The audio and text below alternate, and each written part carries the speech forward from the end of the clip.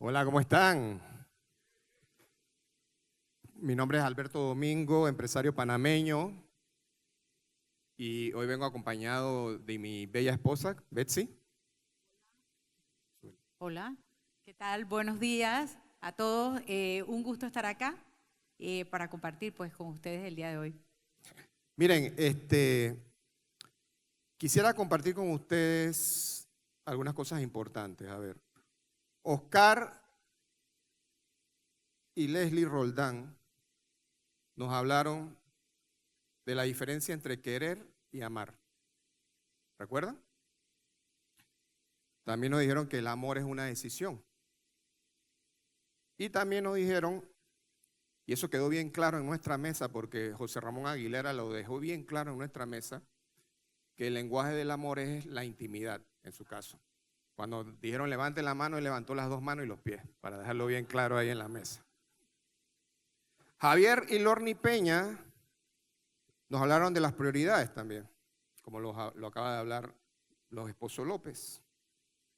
Destacaron la importancia de que la esposa primero y que la familia es el primer capítulo. También Javier nos dejó claro que la integridad da libertad y que hay un ministerio que descubrí ahora en Fraternidad, que es el ministerio de los masajes en los pies, que tengo que tomar un curso de eso porque no lo manejo bien, pero vamos a practicar esta noche en la habitación.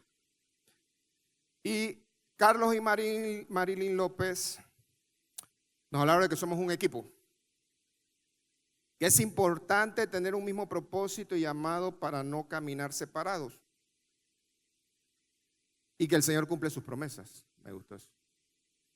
Y también nos dejó muy claro a todos que no discuta con su mujer porque siempre su mujer va a tener la razón. Así que eso nos quedó bien claro. ¿Y por qué hago este resumen? Porque atención con lo que le voy a decir. Dicen los estudios que hay probabilidades que usted no recuerde el 60% de lo que está escuchando hoy. Todos los estudios lo dicen. Dicen los estudios que su mente retiene solamente el 40% de lo que ve y escucha. La única forma que usted retenga el 90% de todo lo que estamos compartiendo hoy, lo habló nuestro amigo Oscar, es que usted lo ponga en práctica, en acción. Así que quiero que cierre sus ojos y repita conmigo. Señor, aclara mi mente, dame sabiduría para que todos estos conocimientos que estoy recibiendo el día de hoy los podamos poner en práctica en nuestro matrimonio y en nuestro servicio. Porque la palabra en acción trae bendición. Dese un fuerte aplauso a usted por estar aquí hoy con nosotros. Y saben, nos toca hablar de un tema que la verdad es que nos apasiona, y el propósito de esta conferencia pues es claro. Entender que el perdón, como decía también Oscar, que amar es una decisión, y lo repitió también los López, pues el perdón también es una decisión, y es un acto consciente que protege la relación, restaura la intimidad y restablece el pacto, fortalece el pacto. Para entrar en materia, ponga atención a estas estadísticas. Este es un estudio de las Organizaciones de las Naciones Unidas. El Salvador está incluido en este estudio, igual que Panamá. Y este estudio demostró que el 60% de los matrimonios en Latinoamérica están terminando en divorcio. De hecho, quisiera hacer un paneo aquí. Levánteme la mano en la sala los que vienen de un hogar donde faltó el padre o la madre, de un hogar dividido. Levánteme la mano a él. Ok. Y no, déjela levantada, que quiero tener un poquito estadísticamente a ver cómo andamos. Y también ahora levánteme la mano los que van por su segundo o tercer matrimonio, que estuvieron casados.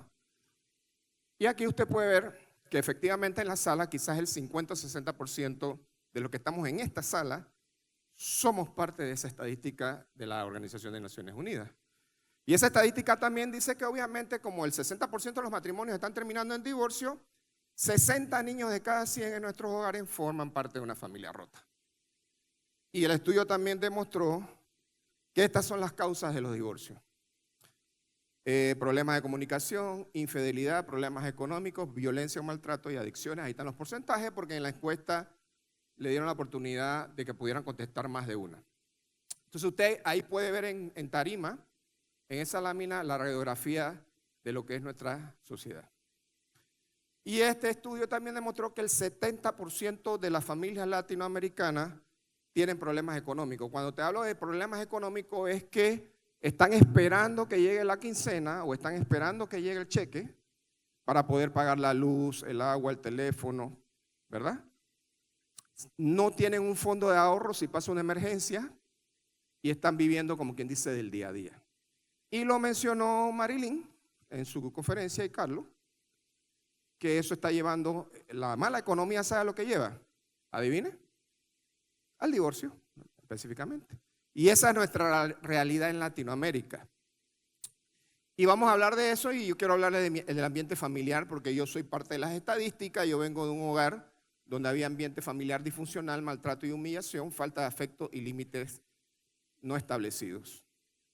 Como todos conocen mi testimonio, no voy a dar mi testimonio completo porque es muy largo, pero resumido, yo vengo de una familia de un hombre de descendencia china y una mujer de descendencia española. Mi bisabuelo se radicó en Panamá, un chino que venía de Cantón, hizo su familia, conoció una española, se casó con la española y de ahí nazco yo. Yo soy ese niño bello que está ahí, yo soy la combinación, yo soy un chino panameño español. Una combinación un poco rara. Y soy una mezcla de razas, pero también, ¿por qué siempre hablo de esto? Porque tenemos que entender el contexto de que yo vengo con ciertos principios y valores de un lado y ciertos principios y valores del otro lado.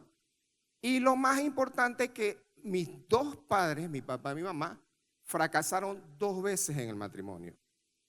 Mi papá se casó 2 veces y se divorció, y mi mamá se casó 2 veces y se divorció. O sea que, ¿por qué le cuento todo esto? Porque el contexto donde yo crecí era de fracaso matrimonial. Y eso es bien importante porque eso afectó mi vida. El ejemplo que yo vi del matrimonio no era el mejor. Y para mí el matrimonio no era una prioridad, no era algo que yo deseara. Al ver tanto, ¿por qué? Porque yo crecí en un ambiente donde mi papá, que era una persona muy dura, por más que yo me esforzaba de agradarlo, esos son los términos que él utilizaba.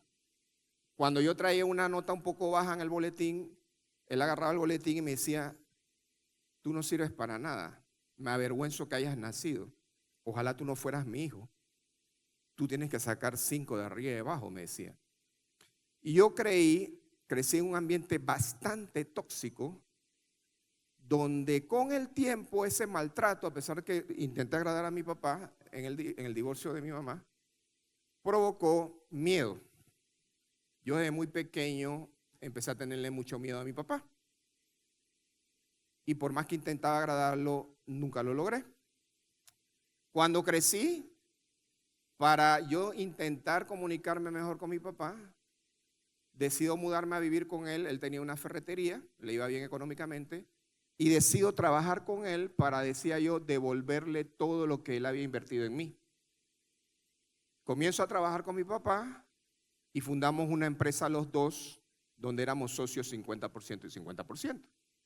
Y adivinen, nos fue bien. En Panamá, en pocos años, nos convertimos en los reyes del techo en Panamá, en los distribuidores más grandes de techo de zinc en Panamá. Y eso me llevó a varias cosas, a descubrir muchas cosas. Por ejemplo, empecé a manejar mucho dinero. Y siempre cuento que descubrí que cuando uno maneja mucho dinero, uno se pone guapo. El dinero embellece a los caballeros. El dinero hace atractivo a los hombres. Y como yo venía de un ejemplo de mi papá de maltrato y adulterio y de faldas, descubrí que el dinero me permitía tener varias novias y varias amigas. inicio una carrera en ese tema de conquista de mujeres y la verdad es que no las tomaba en serio. También descubrí que el dinero daba poder y daba posición social. Inmediatamente descubrí que con mi posición social yo podía accesar por lo menos la Cámara de Comercio, la Asociación Panameña de Ejecutivo de Empresa. El apellido Domingo empezó a ser conocido en la sociedad panameña y eso me gustó. Descubrí que el poder para mí era importante también. Y pensé que estaba bien, decía yo.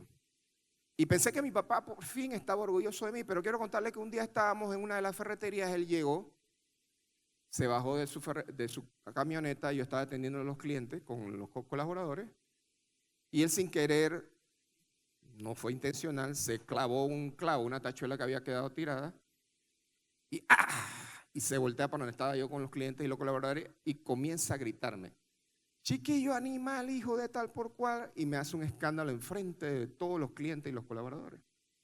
Ya yo tenía unos 20 y tantos de años, y yo recuerdo siempre ese momento como un momento clave en mi vida, porque ahí yo me quedé pensando cuando este tipo me estaba gritando de esas barbaridades. Primero que los clientes salieron a esconderse, asustados, y los colaboradores. Y yo me quedé pensando, este tipo está loco. Yo soy un buen hijo, soy un buen colaborador y mira cómo me trata. Y ahí es importante esta parte del cuento porque ahí entro yo en ira, odio y resentimiento. Ya el miedo que yo le tenía a mi papá de pequeño se transformó en algo más peligroso. Ira, odio y resentimiento. Ya yo no era el niño chiquito que papá le gritaba. Ya yo era un hombre y más alto que él y si le metía un garnatón lo podía dejar sentado. La cosa escaló a tal punto que en una discusión, estoy resumiendo para poder entrar más en materia del matrimonio, en una discusión con él en su oficina, casi nos sacamos las pistolas. Yo andaba armado con una 9 milímetros siempre, él tenía una 9 milímetros en su escritorio y empezamos a discutir, yo tiré el escritorio y jalé por la pistola. Y ahí tuve un momento de lucidez porque dije, aquí nos vamos a matar si seguimos así. Y le dije a mi papá, ¿sabes qué? Yo creo que tú y yo no podemos seguir siendo socios. Vamos a separarnos. Dame lo que me corresponde a mí y yo me voy. Tenemos 4 ferreterías, a mí me corresponden 2, el 50%, pero ¿sabes qué? Yo me quedo con una y tú te quedas con las otras 3 y yo me voy. Yo no te necesito a ti para hacer dinero. Y mi papá me dijo que no estaba de acuerdo, empezamos un pleito legal. Mi papá falsifica mi firma en un acta de junta directiva fraudulenta y se traspasa a nombre de él todos los bienes que teníamos. Mi abogado descubre eso en el registro público, va a mi oficina y me dice, tu papá te dejó en la calle, falsificó un documento con tu firma. Y ahí, estimados compañeros, yo inicio un proceso legal, civil y penal, con demandas multimillonarias contra mi padre, para meterlo preso a mi papá, a mi socio.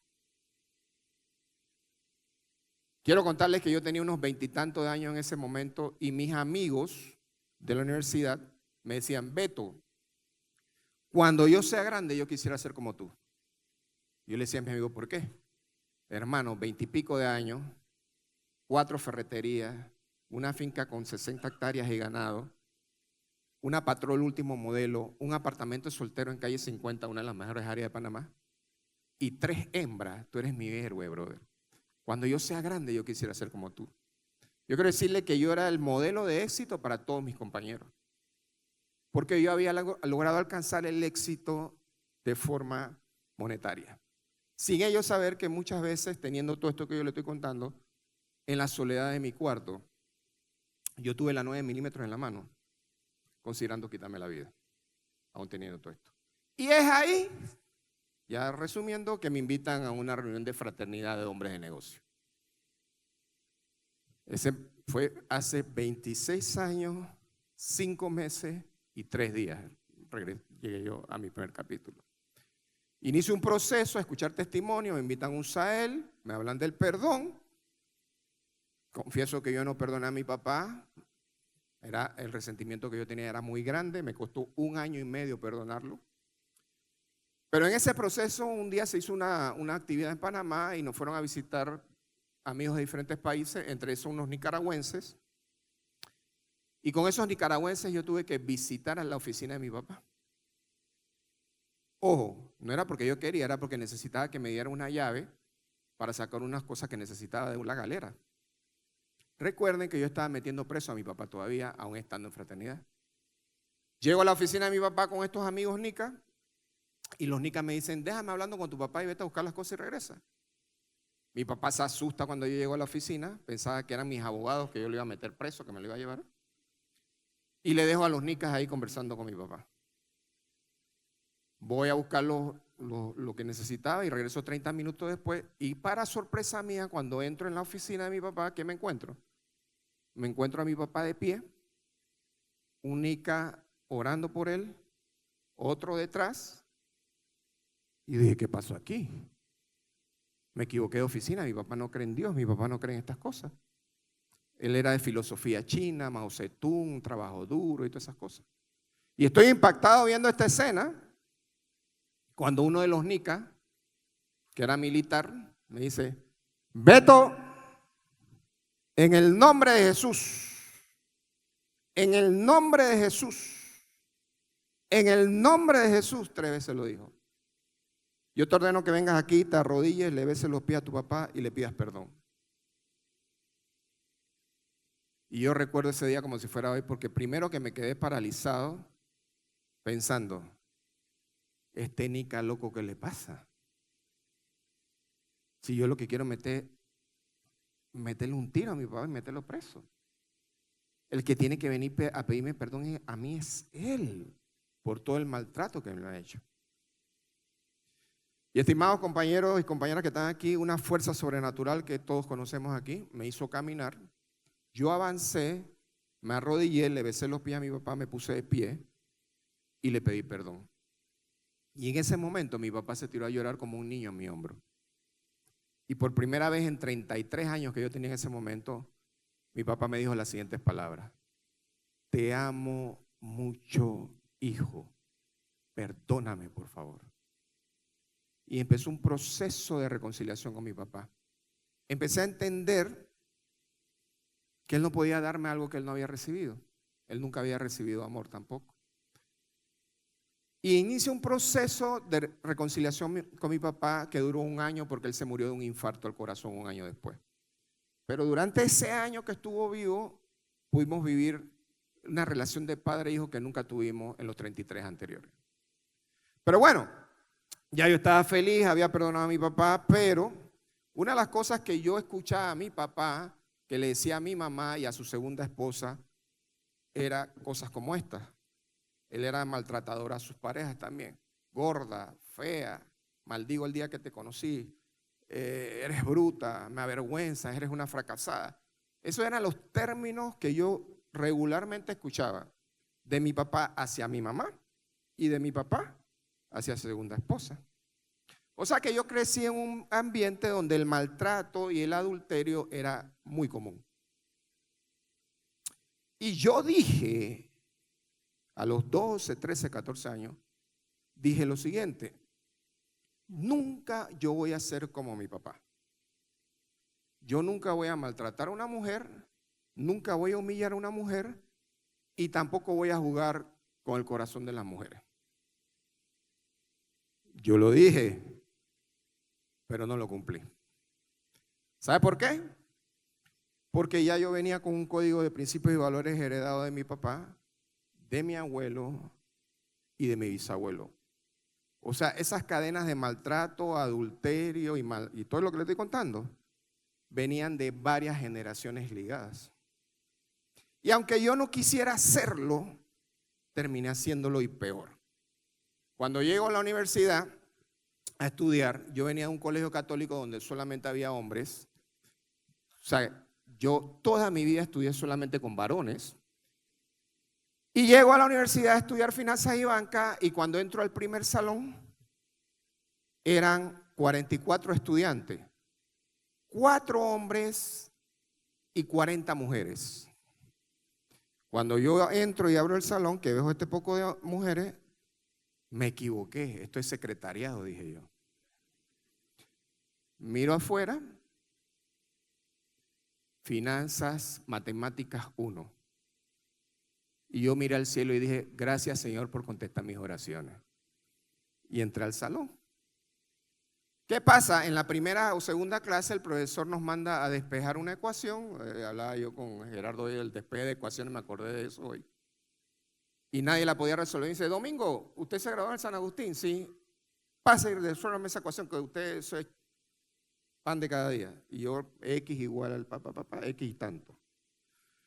Y el profesor se queda mirando y me dice, Domingo, esto lo deberían manejar todos ustedes también. Y yo no tengo tiempo para estar explicando esto básico. Así que vamos a hacer algo. Domingo, usted se va a repartir el salón con los 4 compañeros y cada uno va a agarrar 10 mujeres y ustedes van a ser los coach y profesores de esas 10. ¿Cómo no, profesor? Yo voy primero, tú no, tú. Y escoge las mejores 10 hembras del salón. La candidata a finanzas de reina, la novata, todas me las eché yo. Repártanse lo que queda, le dije a mi compañero. Y inicio mi carrera universitaria en una desesperación por tener mujeres. Algo que podría catalogarse de enfermizo. En ese caminar voy a una fiesta invitada por una exnovia que me dijo que iba a haber más mujeres también. Y ahí es donde yo llego a esa fiesta y cuando me bajo del carro veo en el balcón 2 mujeres que me llamaron la atención y le pregunté a mi amiga, oye, esas 2 que están allá, había una de blanco y una de rojo. Y me dice mi amiga, bueno, la de blanco está dura porque la controlan mucho, pero la de rojo te puede ir más fácil. Vamos por las 2 a ver qué cae. Y subí al balcón y ahí es donde conocí a mi esposa que le va a contar un poquito de su historia. A mí me toca decir lo malo. Bueno, Beto y yo nos conocimos cuando yo tenía 16 años. Al revés de Beto, en mi colegio solo éramos, la mayoría éramos mujeres y en mi salón habían 3 varones, pero casi considerados mujeres, porque no nos importaban, no nada. Pues yo conozco a Beto, como él les comenta, pues yo me deslumbré, cuando yo lo vi bajar del carro, yo era una niña, así que yo dije, tiene carro. Después, bueno, no había escáner en ese tiempo, pero yo lo miré de arriba abajo y le vi que tenía el anillo de graduado. Yo, está graduado, es universitario. Y tenía una tercera cosa que me gustó, era que fumaba. Y yo dije, ay, fuma con estilo, imagínense. Y empezamos a conocernos, es muy largo de contar. A las finales, Beto y yo nos hicimos buenos amigos. Beto era mi mejor amigo. Beto era el amigo al que yo era el filtro de los muchachos que a mí me gustaban. Entonces, cada vez que yo le presentaba a un muchacho, a Beto nunca le gustaba.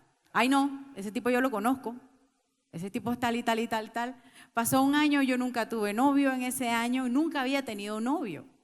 Yo había sido una niña bien portada, una niña estudiosa.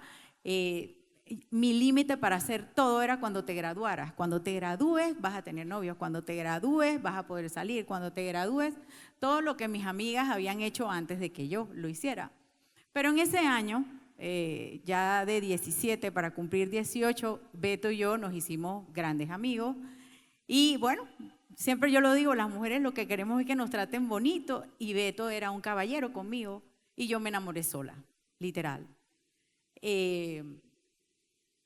Pasaron unas semanas hablando con mis amigas me dijeron que la solución para ese problema que yo tenía era que yo le confesara a Beto que estaba enamorada de él. Y yo así lo hice, le seguí el consejo a mis amigas y esperé una noche que me habían dejado salir. Por primera vez me habían dejado ir a una fiesta de Año Nuevo, después de la medianoche.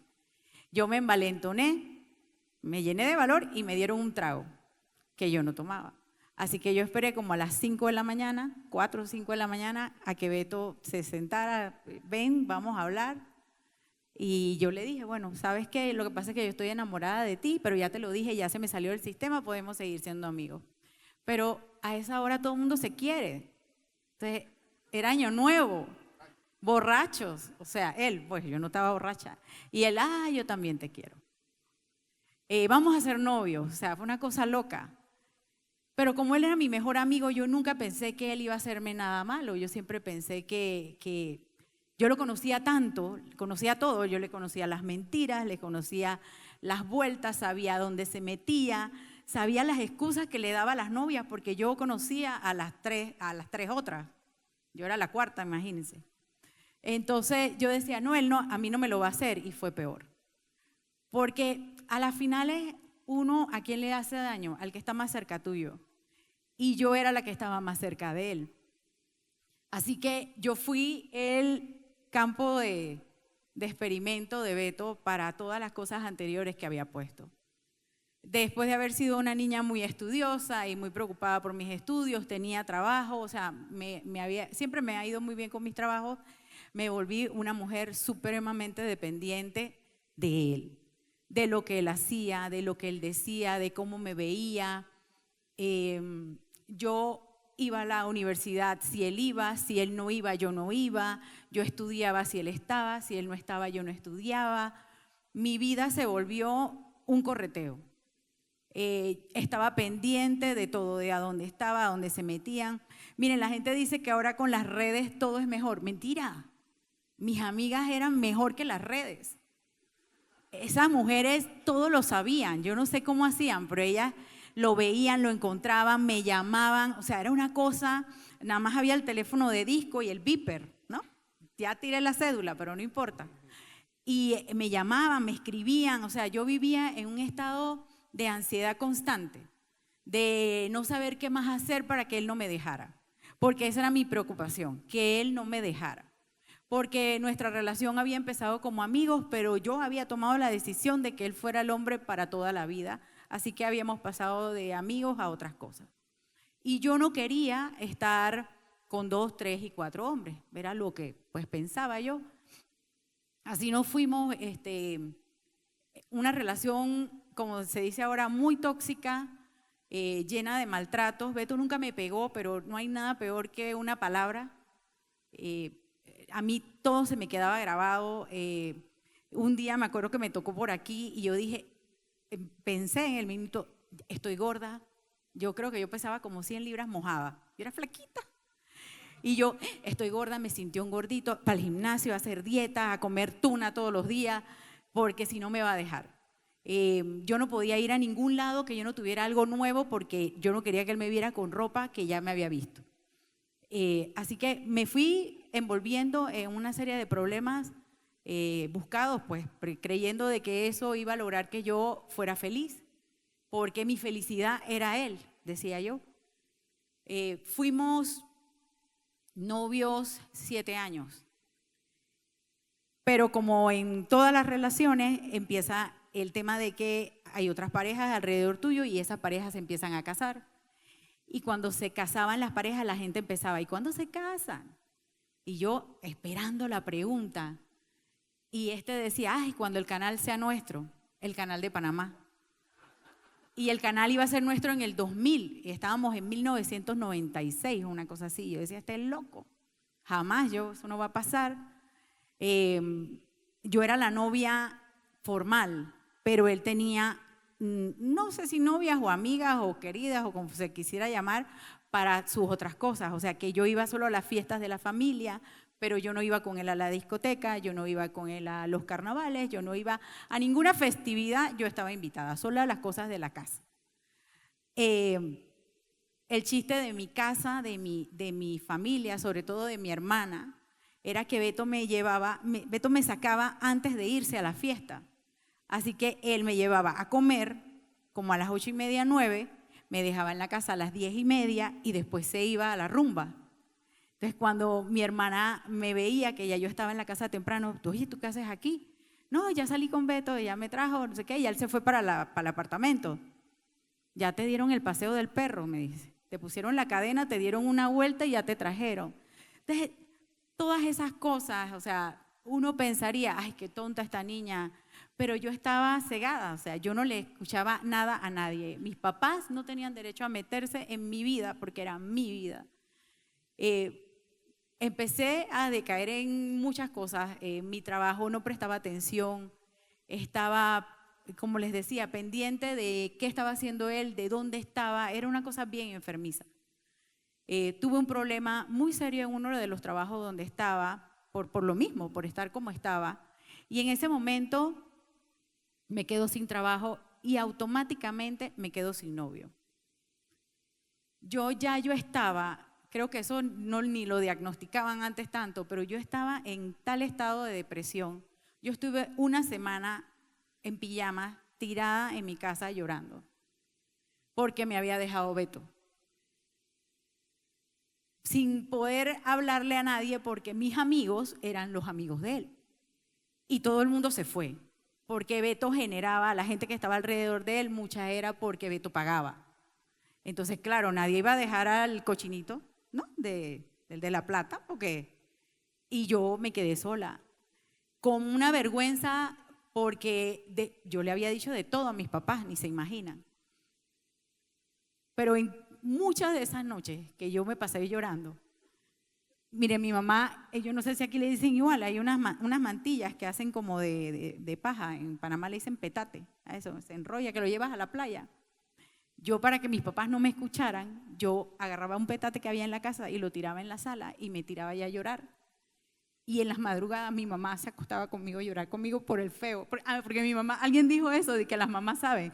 Mi mamá decía, mira ese feo, mira el papá, mira, así te van a salir los chiquillos. Mis hijos son bellos, los tres, los que lo conocen, salieron. Y mi mamá era la que se acostaba conmigo a llorar, imagínense. Yo eventualmente dije, no, ya, yo no puedo más con esto. Miren, yo no conocía de Dios, no sabía, yo iba a la iglesia normal para matrimonios, velorios, bautizos y confirmaciones y cosas así. Yo cero relación, en mi casa eso no había nada de eso. Eso sí, yo tenía papá y mamá siempre juntos. Había visto discusiones normales, pero no había visto lo que había vivido Beto, jamás. O sea, para mí el tema de una pareja, de un matrimonio era otro. Pero cuando pasa todo esto, que yo me recupero, que eso me duró como un mes, ustedes ni se imaginan, yo me transformé en otra persona. Y siempre lo digo, yo tuve el mejor maestro. Yo me volví tan o peor que Beto. Igual de maltratadora, igual de... me gustaba humillar a los hombres. Yo dije que a mí nadie me iba a volver a hacer lo que Beto me iba a hacer, lo que Beto me había hecho, jamás, nadie. No, a mí. Así que los pobrecitos novios que tuve las pagaron todas. A mí no me importaba porque yo no los quería. Así que si yo me iba a algún lugar y el novio llegaba, los novios me correteaban y se iban detrás mío, yo, ya viene este necio acá, yo estoy con mis amigas, ¿por qué viene? Yo hacía que me llevaran a la casa y en la esquina estaba mi amiga esperándome en el carro para recogerme y regresarme de nuevo a la misma fiesta. Así. Y me volví una persona amargada, dura, muy dura y muy mala, desquitándome de lo que Beto me había hecho. Y la mandé a tratamiento psiquiátrico, psicólogo y a tomar pastillas. Ese fue el daño que yo le causé a ella.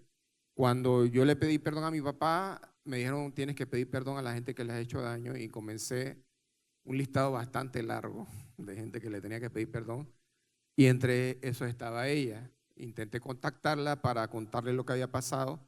Ya se imaginarán que ella no quería tener contacto conmigo, pero la convencí que me atendiera una llamada, me atendió la llamada y ahí le conté lo que estaba pasando. Porque yo de verdad que estaba tratando de rehacer mi vida y quería pedir perdón. En ese momento reentablamos una relación, como quien dice, para ver. Y una de las cosas que nosotros habíamos intentado de novio era que ella hubiera quedado embarazada, decíamos nosotros, para que nuestra relación funcionara. Nunca pasó. Y en ese reencuentro que tuvimos, ella queda embarazada. Ella se va a vivir a mi apartamento porque ella fue la que tomó la decisión, no la tomé yo, la verdad. Y entonces, en una convención, le pedí que nos casáramos. Y bueno, los dos muñequitos se casaron y empezaron una relación. Yo le pedí perdón, ella me perdonó. Y como podría decir el cuento de hadas, y vivieron felices para siempre. Eso es lo que uno podría pensar, ya estamos en Cristo, nos pedimos perdón, no debe pasar más nada malo, pero quiero decirle que no fue así. Ya había nacido mi hijo, mi otra hija venía en camino y un día yo tenía que ir a presentar un techo a una ciudad a 1 hora y tanto de la ciudad. Me monté en el carro, iba en el carro y sonó el celular.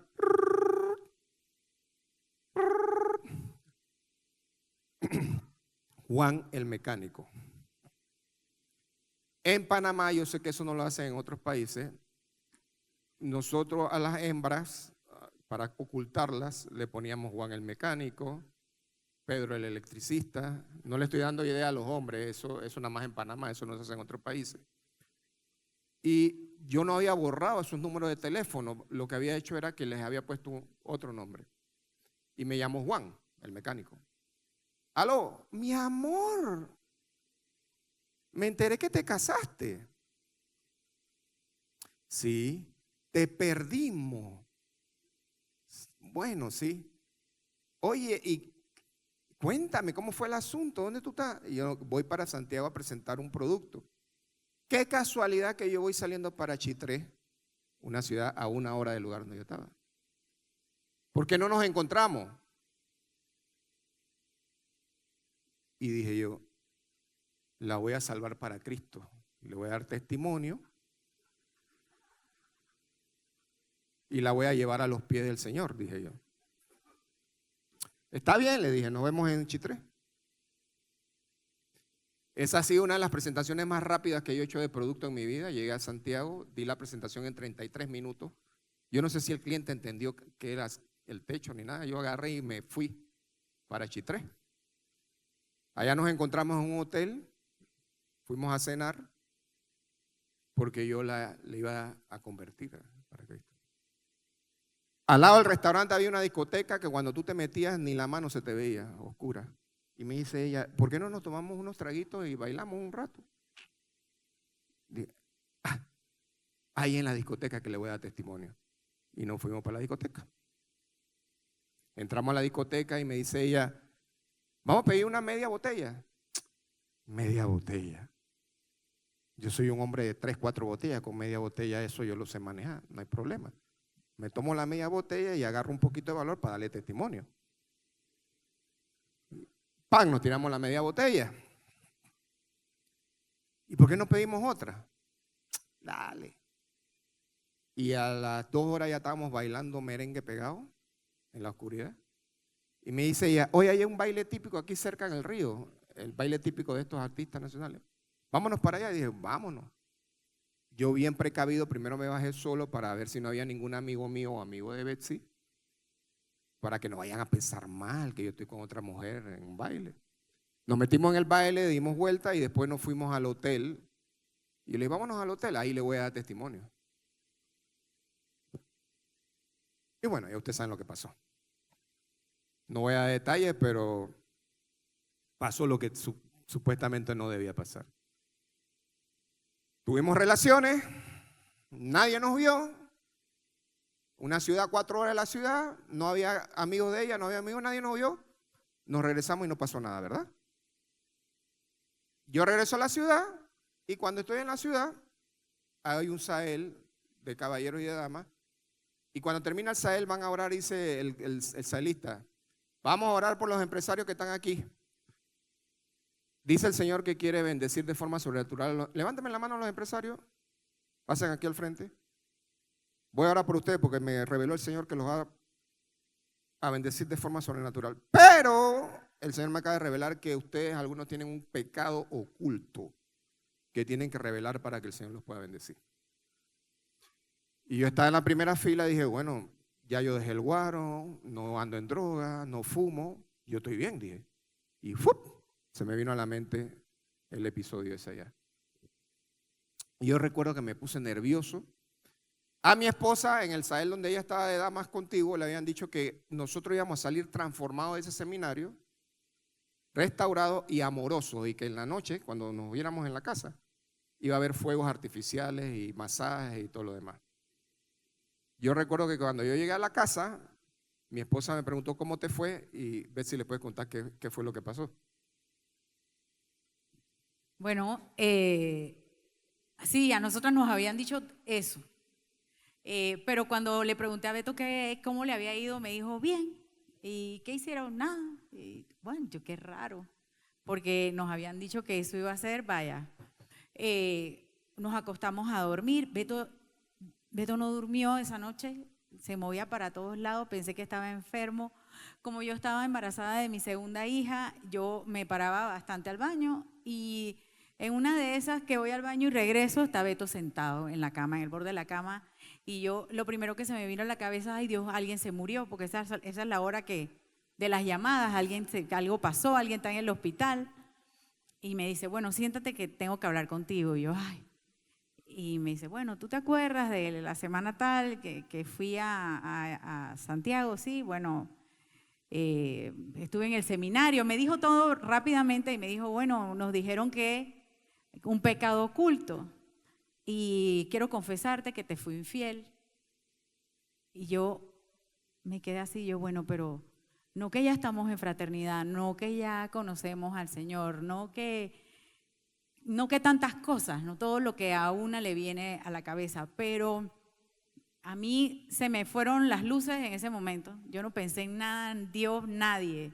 Yo dije, te largas de aquí, porque había pasado tantas cosas que ya yo no podía entender cómo algo como eso podía pasar.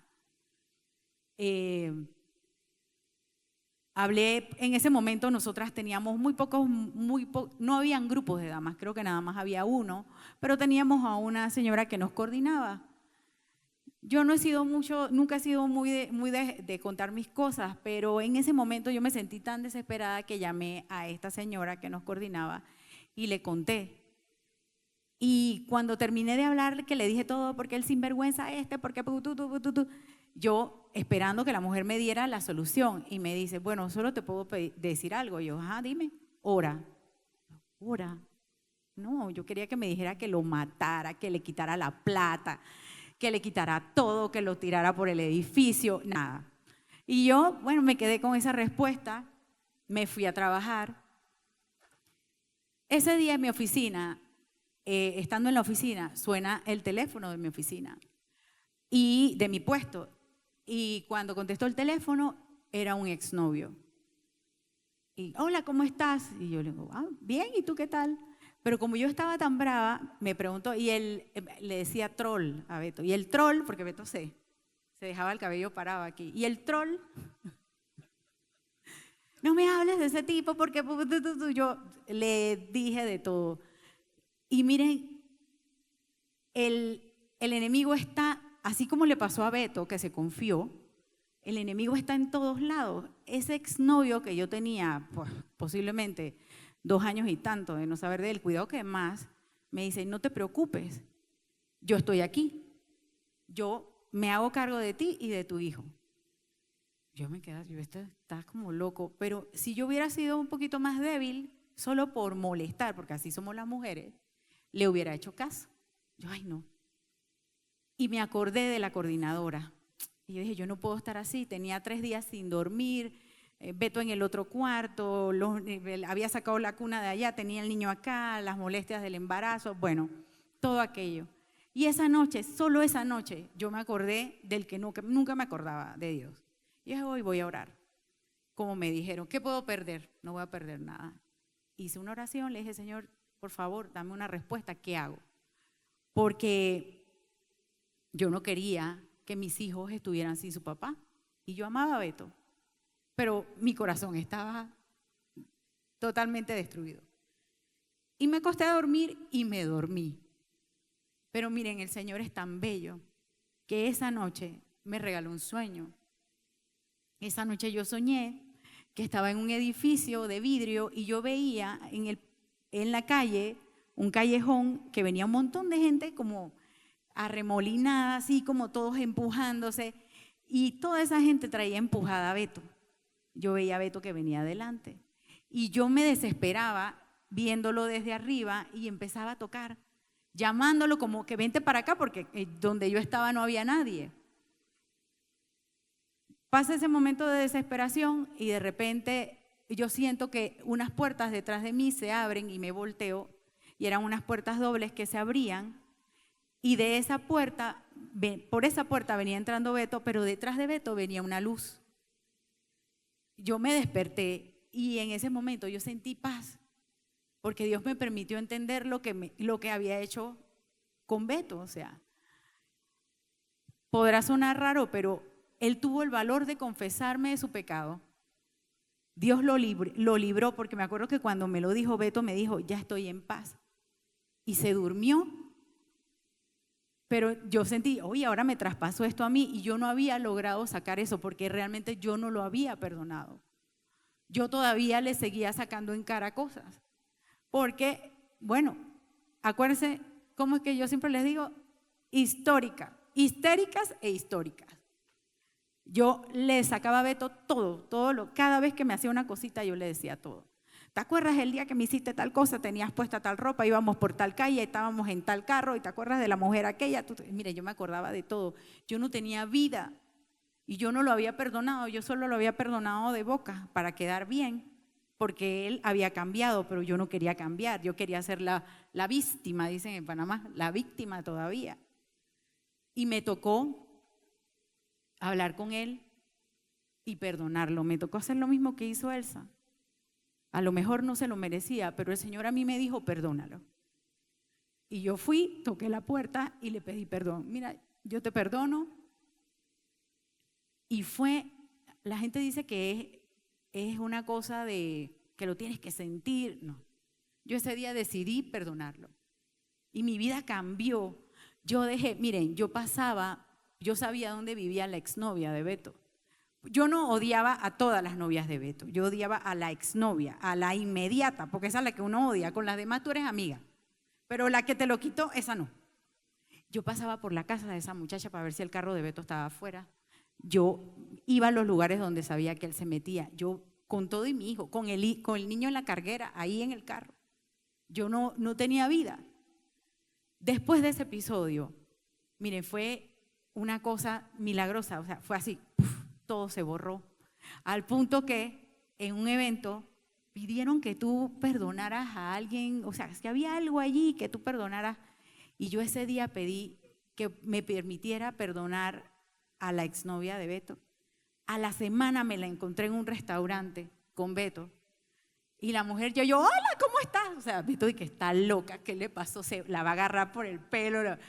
Oiga, nos sentamos una al lado de la otra, ya cuento del baby, porque bueno, teníamos a Alberto chiquito y estaba, ay, qué lindo el niño. Y Beto dice, bueno, los milagros existen porque no pasó nada. Y Dios permitió que esa reconciliación que tanto yo había querido se diera. Y es así, señores, que yo aprendí que uno cuando juega con fuego se quema. Y dice la palabra, queridos amigos, si seguimos pecando deliberadamente después de haber recibido el conocimiento de la verdad, ya no queda sacrificio que cubra esos pecados. Esto es bien fuerte. Ya no queda sacrificio, ni siquiera el de Cristo. O sea, solo queda la terrible expectativa del juicio de Dios y el fuego violento que consumirá a sus enemigos.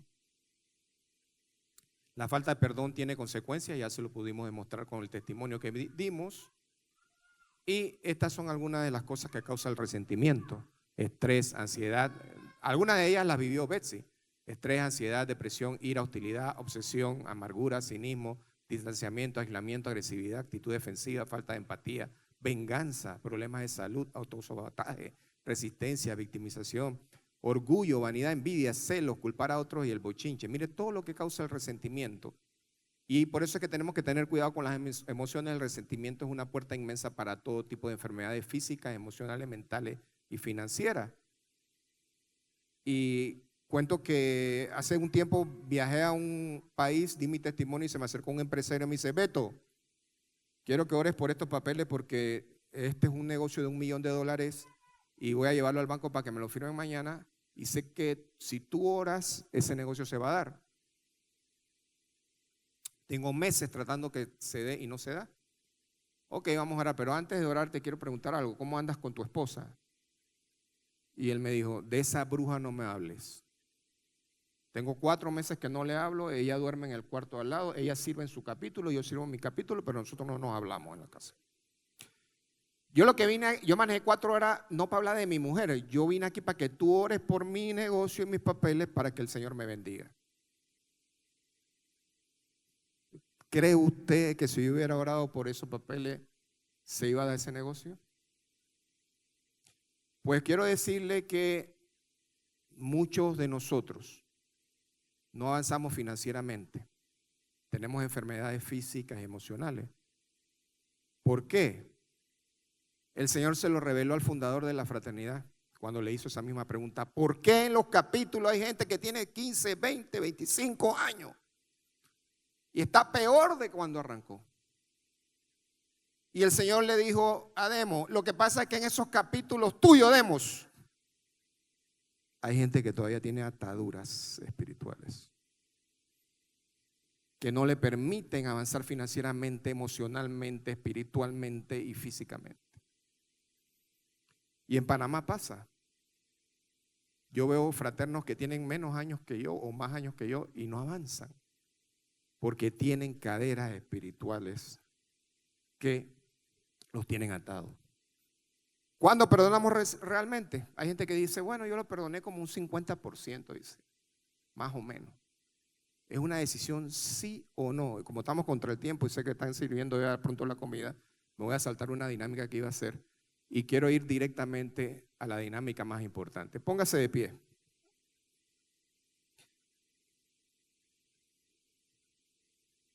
Vamos a hacer una dinámica porque si usted siente que usted está estancado en este momento, si usted siente que sus finanzas no están avanzando, si usted siente que hay una enfermedad que usted está cargando por meses, está tomando pastillas, está tomando medicamentos y no se cura, si usted siente que su capítulo no pasa nada, no hay milagros, sanidades ni nada, su capítulo tiene 10 años con la misma membresía. Si usted siente que su empresa en vez de avanzar está quebrando. Si usted siente que usted tiene mala relación con su esposa y con sus hijos, hoy es el momento. Vamos a darle un fuerte aplauso al Señor porque hoy es el día que usted se va a liberar de todas esas cosas que le impiden avanzar. Quiero que mire al tablero y mentalmente, no me lo diga a mí, identifique 3 o 4 cosas que usted siente que tiene en su vida en este momento. No sé, ansiedad, depresión, enfermedad, malas finanzas, problemas de salud, no sé, agresividad. Téngalas ahí en su mente. Amargura.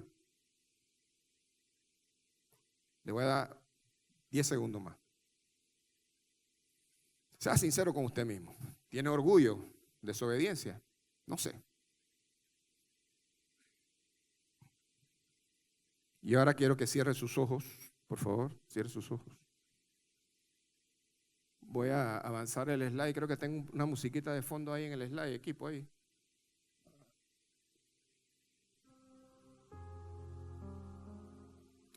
Y ahí con sus ojos cerrados vamos a pedirle al Señor que nos libere de todas esas cargas.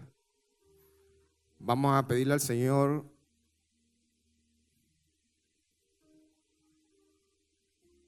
que todo resentimiento y falta de perdón se vaya en este momento. Ahí con sus ojos cerrados, el Señor le va a traer el origen de su resentimiento. No sé cuál es. Esa persona que le ha hecho un daño a usted en su corazón. Esa persona que le ha lastimado su corazón. Esa persona con la que usted todavía tiene alguna situación que no ha podido vencer. Ahí con sus ojos cerrados, usted la puede ver ahí, enfrente suyo. Y ahora que quiero que traiga a la mente una persona con la que usted se desquitó lo que le hicieron. Una persona a la que usted le traspasó su dolor. No sé quién es. ¿Será su esposa que tiene al lado? ¿Su esposo? ¿Un hijo? ¿Una hija? ¿Un fraterno? ¿Un familiar? No sé quién es. Y ahí con sus ojos cerrados usted va a repetir conmigo viendo a esa persona ahí enfrente suyo, las siguientes palabras: te perdono y te libero. Cuando yo cuente 3, usted va a repetir conmigo: te perdono y te libero 3 veces. 1, 2, 3. Te perdono y te libero. Una vez más. Te perdono y te libero. Más fuerte. Te perdono y te libero.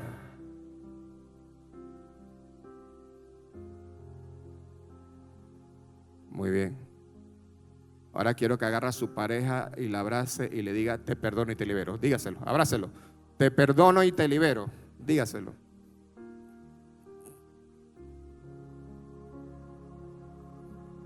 Muy bien. Excelente, eso es un aplauso. Puede sentarse. Gracias por acompañarme en esta dinámica.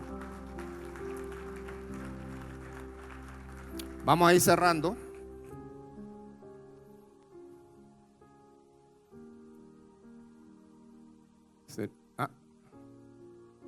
Le doy clic. Ok. Cierro con esto. ¿Por qué el perdón es un don? Por el contrario, sean amables unos con otros, sean de buen corazón y perdónense unos a otros, tal como Dios lo ha perdonado a ustedes por medio de Cristo. ¿Por qué es un don? Porque es un regalo recibido antes de ser ofrecido, es un modelo de gracia divina, no de justicia humana. No puedo dar lo que no he recibido. Comprender cuánto he sido perdonado reduce mi resistencia a perdonar. ¿Por qué es un don? Porque nos sana internamente. El resentimiento crónico enferma y genera distancia física y sexual. Perdonar es cubrir, no exponer constantemente. ¿Por qué es un don? Porque protege el pacto. El matrimonio fracasa por acumulación de ofensas no resueltas. Cuando el perdón está presente, el pacto se fortalece. ¿Qué es el perdón? Es una decisión moral, una postura espiritual, un acto de voluntad repetido. ¿Qué no es el perdón? El perdón no es reconciliación automática, no es restauración instantánea de confianza, no es permitir abuso continuo, no es negar los límites saludables, no es ignorar lo ocurrido, no es minimizar el daño, no es fingir que ya no duele. El perdón puede coexistir con límites firmes. El perdón implica disciplina, no emoción. A veces toca perdonar mientras aún estoy herido. Decido perdonar antes de entender y perdono repetidamente la misma debilidad. El perdón rompe el ciclo de poder. Muchas discusiones son luchas de control. Eso no es justicia, es castigo emocional. El perdón renuncia al derecho de castigar. Muchas veces decimos no cedo o porque debe pagar, que aprendan, y por eso lo voy a castigar con mi resentimiento. El perdón es una inversión estratégica, el resentimiento erosiona la confianza, la falta de perdón bloquea la intimidad y la amargura contamina a los hijos. Perdonar es sembrar futuro. Algunas actitudes negativas que pueden hacerle daño a su matrimonio, esas se las voy a dejar de tarea. Si le quiere puede tomar una foto, al final también le voy a poner un link para que baje el documento. ¿Qué está haciendo daño en su matrimonio? La crítica constante, el desprecio, la actitud de víctima, la ley del hielo, ignorar los logros de tu pareja, las cargas desiguales, el control, prioridades distintas. Marilyn y Carlos y Javier y Lorny lo hablaron de las prioridades. La ingratitud, ¿es usted ingrato con su pareja? ¿O usted es de esas personas que se mantienen en el te lo dije? ¿Usted es una persona histórica que guarda el pasado? Todas esas cosas hacen daño, son actitudes negativas y pueden llevar a su matrimonio al fracaso. Le voy a dejar una tarea porque no hay tiempo. En su casa, cada uno va a agarrar un papel y va a escoger 5 cosas que usted siente que su pareja tiene negativas, actitudes negativas, y también las 5 que usted considera que usted tiene contra su pareja.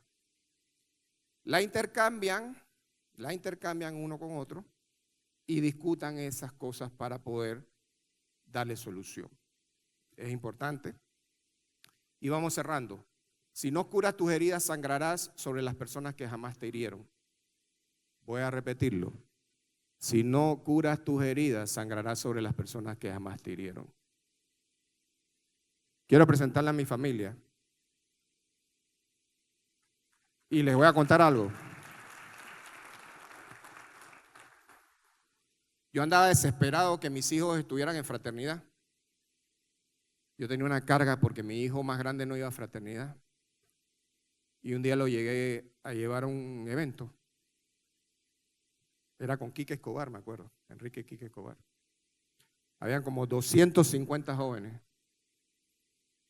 Y dice Quique, vamos a orar. Levanten la mano los jóvenes que han tenido depresión. Pasen al frente.